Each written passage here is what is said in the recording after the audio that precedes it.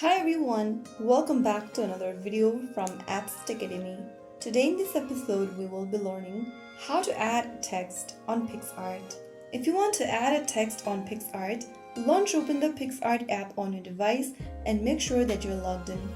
Once you're in, tap on the plus icon at the bottom center of your screen and then choose an image from your gallery, and once you do that, in the editing screen, click on the text button from the bottom menu.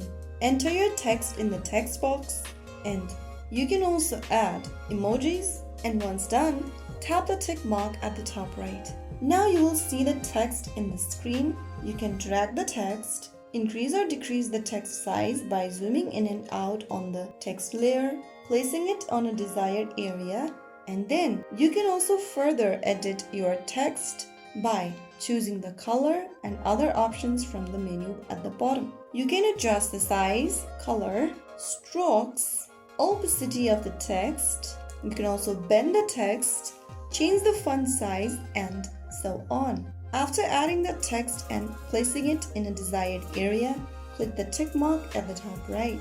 And that's it.